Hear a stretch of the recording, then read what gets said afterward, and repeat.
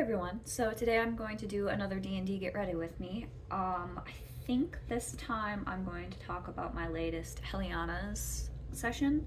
I just had that one, and we did some pretty funny stuff, so we'll talk about that. If that doesn't take that long, then I can go into my latest Strixhaven one too. But as you can see, I already did my base and face and stuff, because these videos are really long. So, and also I'm just gonna do singular sessions now, so hopefully it won't be as long. And I'm just gonna do basically my eyes and lips and brows, so we'll see how long this ends up being.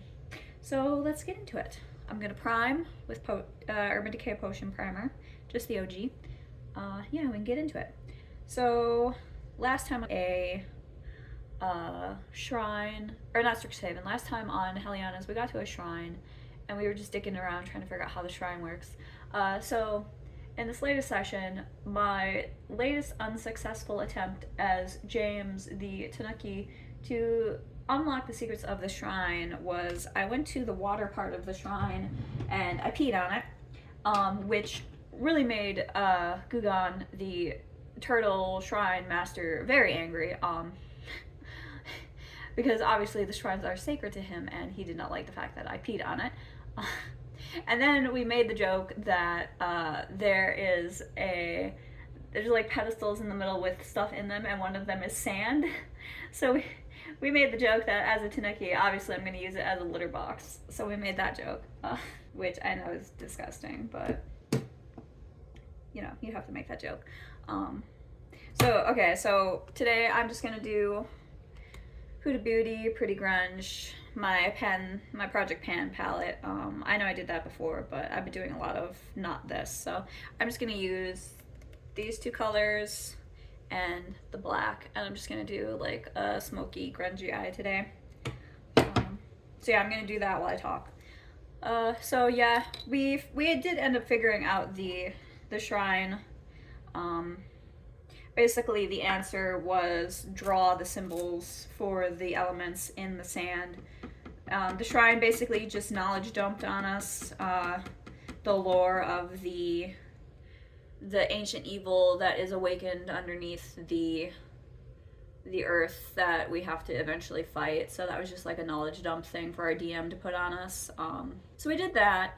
And then we made it to Jesbury, which is the town where we were going to stop on our way to the next shrine to learn about how to fight kaijus. But this town is like going to be like the home base for a while in the north. It's where the shrine that Gugan lives. It's it's basically where we're gonna have like our home base.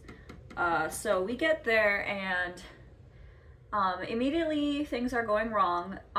We see that people are freaking out and there's a bunch of stalls selling water. And the price for the water is 1 cup for 1 silver, which if you know anything about D&D, 1 cup of water for a silver is redonkulous. Like that is so freaking expensive. So we have a druid with us who has create water as a spell, which can create 168 gallons of water using all his spell slots of fresh drinkable water, right? Because I go out and collect rumors because I'm the high charisma character. Like we learn obviously that the water is too acidic to drink or bathe in. Yeah, but we learned that, and so immediately we were like, oh, we have this druid who can create water, and he's immediately like, I set up a stall and I'm going to sell drinking water for 1 cup for 50 copper. I'm going to undercut the economy. I'm going to crash the economy. I'm going to undercut these people and I'm going to make money. Fuck them. So he does that, and the DM is just like, okay, well, I guess I have to read a few pages that I didn't think I would have to read for a really long time. Which turned out to be he had to read about the mafia in town. Because there's a mafia in this town, which I find out through going through rumors, and because our monk switched characters. He is now a character who is from this town, and he knows that on these merchants they have a symbol which equates to the mafia of this town, which is why they're price gouging water. and I find out about this through rumors also, because I'm going around collecting rumors. And also our bard, who is no longer with us, but we're sort of using him for this last session, because in the story we're going to say he leaves us during the session, basically. Well, the character is a she, the player is a he. But so basically we use the bard's the bard has an alchemy jug, which can also create gallons of fresh water. So we make like almost 300 gold in an hour of people who are like, oh my god, yes, fresh water at a cheap rate. So that's what we do for an hour. Like, Gugon has his helper get us like a stall permit, and they like set up an actual stall, and we use minor illusion to create a sign that says fresh water, 50 copper a cup. And we're also our warlock is selling good berries on the side and advertising that, and he's also advertising, mend your clothes and use prestidigitation to clean your clothes without water, because you can't bathe or clean your clothes because the water is too acidic. So they're making like a ton of money doing this. I'm not around, I'm learning secrets, and I learned that there's a fighting ring that just started up, and I'm just like, yes, I want to go to the fighting ring. I want to go be in the fighting ring. I want to go bet on the fighting ring. So I learned that secret, which we eventually do learn. I didn't have to go do rumors.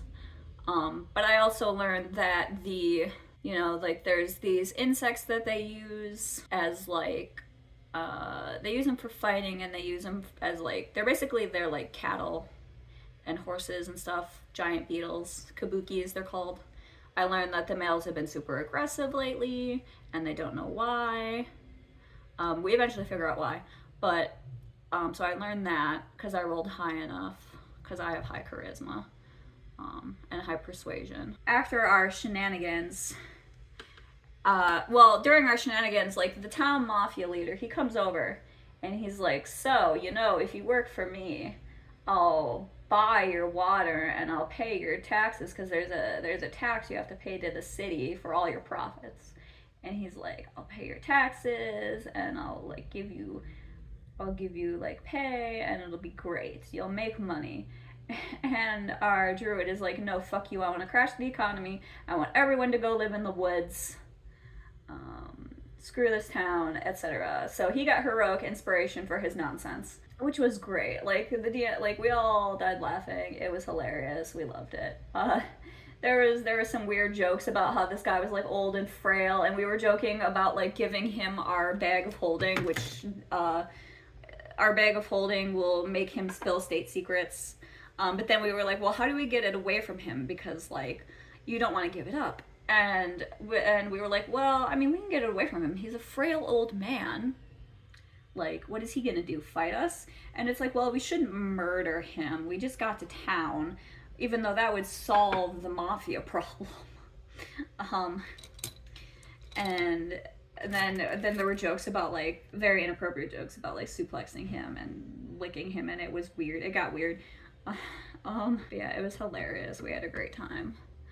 But then we ended up going to the water temple to meet, or before that we went to our hotel that we got set up with, and apparently we got set up with like a friggin' 4-star hotel, and it was like the nicest place any of us have ever been, like the Ritz-Carlton, which was cool. But yeah, we went to the water temple, which is where Gugon was, the turtle guy, and he was like, they were giving out fresh water for free, so that was also undercutting mafia. And the druid gave them all of our profits, because he was like, screw the city, I'm not paying taxes, it's all for charity, I'm giving it to you. Also screw the mafia. So yeah, that's what he did with all of his profits from his water endeavors. And all of us were like, yeah, sure, whatever, that's what we can do with the water, we don't care. We don't need gold. We all have so much gold from all of our shenanigans up to this point, like, it doesn't matter. Even though this place actually has an economy where we could use gold, because it's a real city. Unlike our city, which was just like a cobbled together city. So yeah, we gave away all our gold to charity. So then basically we get a flyer that tells us to meet a dragonborn, she's a new type of dragonborn with Ryoku's guide. We got a picture in the book and they're really cool looking. I forget what kind of, I think it's like an alligator species or a crocodile species. I forget what they look like, but they're the ones that have like the really narrow, long snouts. And it's a dragonborn that looks like that. It's really cool. So she's one of those. Her name, I forget what her name is. It's like Dr. Dewitz or something. But basically she is an alchemist and she runs around covered in like alchemy jars. She's really cool. But she wants us to go fix the acidity problem with the water. She can fix it, but she needs us to take her to the aquifer under the city. So we agree. But to go see her, we have to go to the entertainment place, which is the fighting ring I found out about earlier, which makes my character and, well, me very excited because I wanted to go to the fighting ring. So that's fun.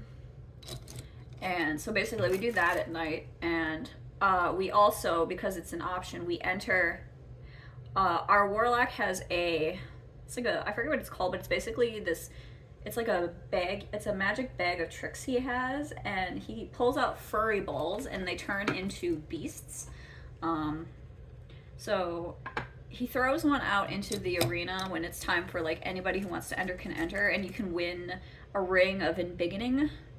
So he throws out one of those and he gets, I think it was a tiger. I think he got a tiger. And so it was a tiger versus a Kabuto, which is the giant beetles. And he actually won, which was great. So he got a ring of embiggening, and he is a gnome. So he is small, and so it'll turn him medium size, and he's like, yeah, I can be big. But also we were asking about it, and the DM ruled that you can put it on his little furry friends, which is great. So during combat, he's been trying to put it on his little furry friends to try it, because they can use it and get bigger because they're large creatures. Most of them are large creatures. I think there's one that's a medium, but so anyway, yeah. So also I entered my dire rabbit into the fighting ring, and mostly because I wanted to try, like, it was basically a good test run for fighting with it, because I haven't fought with it yet. And it just would be funny if the rabbit won, but I didn't think it would because it has low HP and these things are a little beefy. They have like high HP. And also, it was a good test run because, spoiler alert, later we have to fight a bunch of them. So it was a good way to learn their weaknesses and strengths. So through me and him also, we learned that they had a high con save and a low dex save, because we also learned that they were immune to slashing, fine with piercing and bludgeoning. And through me later, we learned they're immune to acid. But I have my skull slime, which is also immune to acid. So at one point, my skull slime and the thing was spitting acid at each other and weren't doing any damage. It was funny. But yeah, I forgot I didn't do my eyeliner all the way up top. I'm gonna do that. But yeah, anyway, so my dire rabbit did not win, but it was fun because I was using its special attacks on it, and since it has a low dex, I was able to like restrain it with my bone attack. So that was fun to use and see how it worked. I couldn't use its me attack on it because it has too high of a con save. And also the DM was rolling friggin' 20s every single time. But it was still funny because the rabbit was just like screaming at it. But it was a fun little fight. And I did not win a ring of embiggening, but that's okay because I don't need a ring of embiggening. It's funny just to give one to our warlock and let him have shenanigans with it. This is drying out. I'm just lining with the Essence Long Lasting and then Badgal Bang Mascara. And these are great, although this is getting a little dry, so it's not as like creamy or smudgy. Like, it's fine for the waterline, but it's not as great for the top line. So I might actually go in with my slick waterline in the cacao and do the top. It's a little more warm toned, and the essence is a little more cool toned, and these shadows are cool toned. But it's fine. At the end of the day, it doesn't really matter. Yeah, and also these are not really dark enough for it to matter because this is kind of a dark brown, so. Anyway, so after we do that, the next day we go to the aquifer and we get to a point where it's flooded and the water is acid, so we have to try to figure out how to get through that. And my character's fine because my character has a climb speed, so I just climb along the wall and I'm totally fine, and I'm just like, okay guys, figure it out.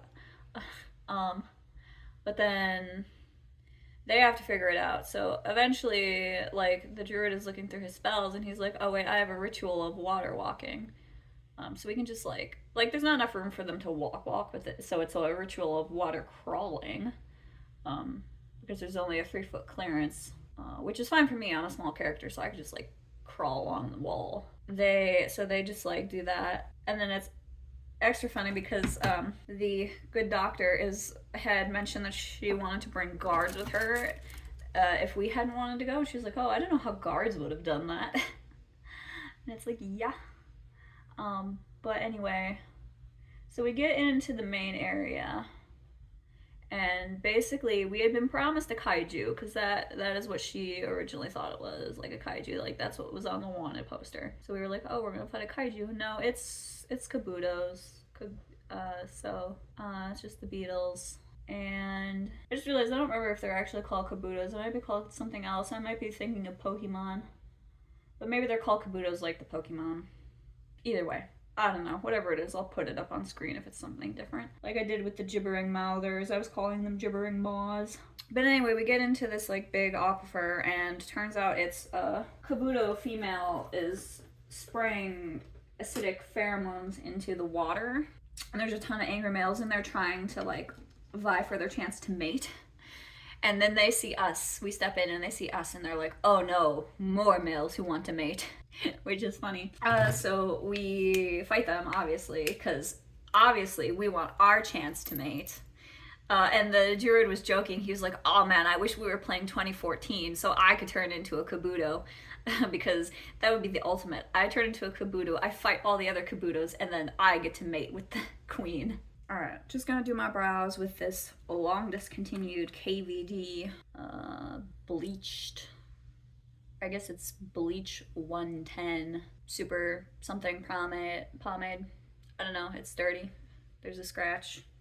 I can't read what it fully says, but I don't know, I've had this for like a billion years, and I finally have pan in it because I bleached my brows a bunch recently, and I've been using this. I need to bleach my brows again. I also need to cut my bangs again.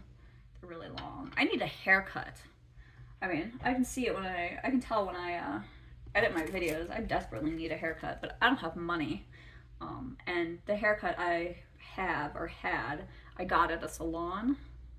So I need to go back to them and get my haircut. The fight actually goes really well.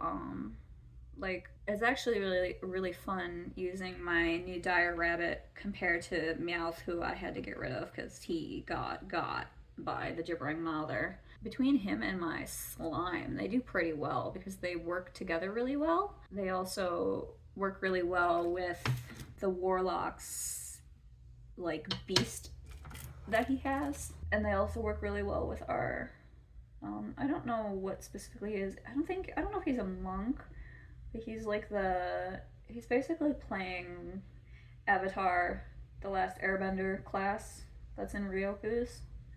That's what our monk's new character is, which we got to see him fight in this fight, and it's pretty cool. Like, he has like this hand attack where he punches and it knocks the enemy into the other enemy, and it does damage to both, and then they get knocked prone, which is pretty cool. And that was super useful actually, because he did that, and then my Pokemon and my Slime Skull got up on them and got advantage, and it gave me extra for my Pokemon, because my Dire Rabbit has like a special skill where if it has advantage, it gets extra damage on its main melee attack. So it got that, and then like it also made it easier for me to use my bone attack, which made everything restrained, which made the fight easier. It also put stuff closer together for them to get restrained, which was nice. Yeah. And then I just, as my main character, my guy, James, he just like shoots things with a bow. And that's relatively strong because he's got the +1 bow, the +1 arrows, and the cantrip that adds extra damage. Well, then once I run out of the +1 arrows, I'll have to buy more +1 arrows or something, but that should be fine because I have a bunch of gold, so.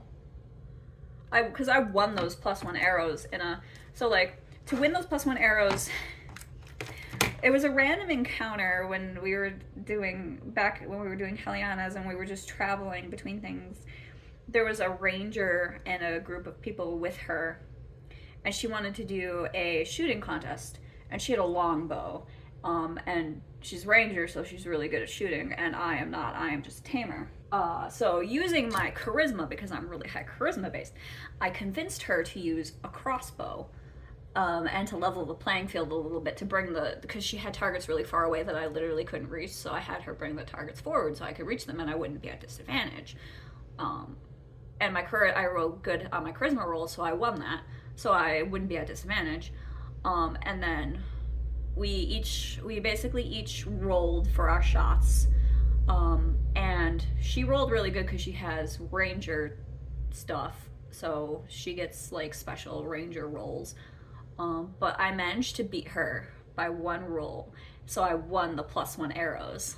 So, and our monk was telling me this was like, he's like, this is foolish, you're gonna lose, and I'm just like, I don't care, I'm gambling. So I won +1 arrows. And it was good because it was like 51 arrows, and like I have to keep track of them. Normally we don't keep track of ammo. That's just like a thing, except for certain circumstances where where the DM has specifically told me I don't have to keep track of ammo. Like when we were in the train dream sequence, I didn't have to keep track of ammo in there because it wasn't real. I keep track of ammo, but because I have the Pokemon, that does damage, so I don't use as many arrows, and especially because my teammates also do a shit ton of damage, so stuff doesn't stay up as long. Also, the way that we do initiative, just to make it a little faster and easier on the DM, since we're doing it in person and we don't have like a initiative tracker like you do on Roll20, which is the online Dungeons and Dragons like maps and stuff. We all go at once, and then he does all his turns for the monsters. It's just easier that way. But yeah, like our other campaign, the DM, he has like it's like a thing that you can stick cards into, and he has cards for all the monsters that he can put in, and then he has note cards that have our names on it, and on the back of the monster cards it has like stats and attacks and stuff, and on the back of our cards it just has like, he just like writes, I think he has like some random stats and stuff written, but just for like reference that only he can see, because it's like facing him like this, it's like this, and we see the stuff on this side and he sees the stuff on this side that has all the stats, and we just see the pictures and the names. So that's how he does it. But yeah, so that's how we do initiatives in each of our games. So yeah, I just did bleach brows. I really need, I don't know if you can tell on camera, but they're kind of dark. I really need to bleach my brows again. Maybe I'll do that tomorrow. I should definitely do that this weekend because I have interviews coming up next week, and I don't want my brows to be janky. So I should do that. I'm just gonna fill in my beauty mark with the NYX Lift and Snatch Ash Brown. So yeah, we managed to, oops, this is leaking. Don't do that. So we managed to pretty easily actually kill all the Kabuto. The thing with the Kabuto is the way they love to do this charge attack where they set themselves up, they'll like face you and put their head down, and that's like their attack. And then you have a turn to like get out of their way, and you just like move to the side, because then they just like run until they hit a wall, and then they're stunned, and then that's their attack. Never hits anybody, because you obviously move out of the way because it's obvious they're gonna charge you. You move out of the way, but they love to do it. It's just a thing they do. They also, their other attack is they come up to you and they grab you, and they have like an instant grapple because they just grab you in their pincers, and then if you don't get out of the grapple, it throws you in the air, and then you land and you take damage based on how high in the air you go. And they can throw huge creatures, so you're kind of fucked. Urban Decay, the OG before they reformulated, all-nighter setting spray. This is basically full, so. Once this is done, I'm gonna switch because I don't know if I wanna get the new one. But yeah, so then that's it. That's what we did for that campaign. Basically when we come in next time, we have to harvest the Kabuto and go back, or harvest the Kabuto, help the doctor set up her contraption so we can clean the aquifer, and go back to Gungan and start on our journey to the shrine, because I think we finished everything in the town. So yeah, so that's that. I don't know if I really have time to go into my Strixhaven campaign, so I guess I saved that for another one. So basically how I'm gonna finish up the look, I have this teeny tiny NYX Suede Matte lip liner in, does it even say Moonwalk? Yeah, Moonwalk. I have a backup of this. I really like this. I also have the matching lipstick, but I'm not using the matching lipstick today. I am using MAC Acting Natural because I want, as you can see, a really like light lip to go with my light brows and my grungy eyes. So we're gonna do that.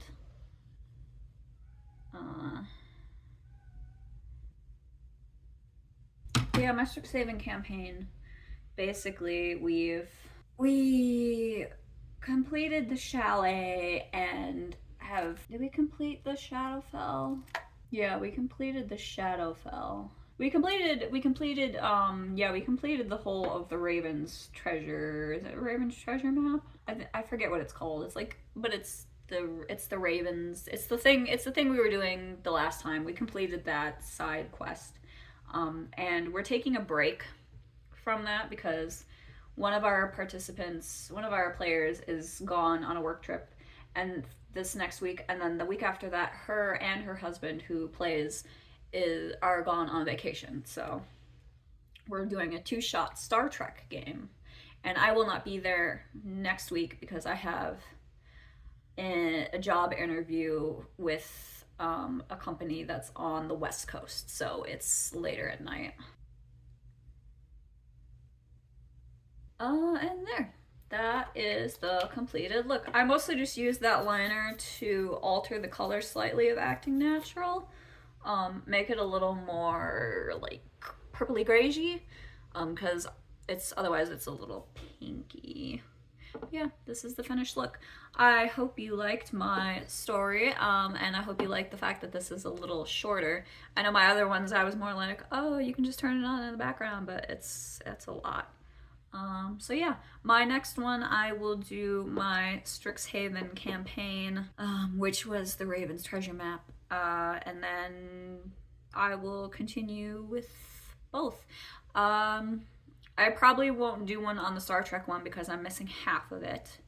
I might mention it in passing if there's time in one of my other videos, but it's a campaign from the 80s. Apparently it's like the best Star Trek campaign from the 80s, according to my DM. I'm kind of sad that I'm missing half of it, but the job interview is more important, so job interview. But yeah, so if you like this content, give me a like, give me a subscribe. Even if nobody watches these, I'm still gonna keep doing it because I like these are fun. So yeah, let me know what you think down below, and I'll see you in the next one. Okay, bye.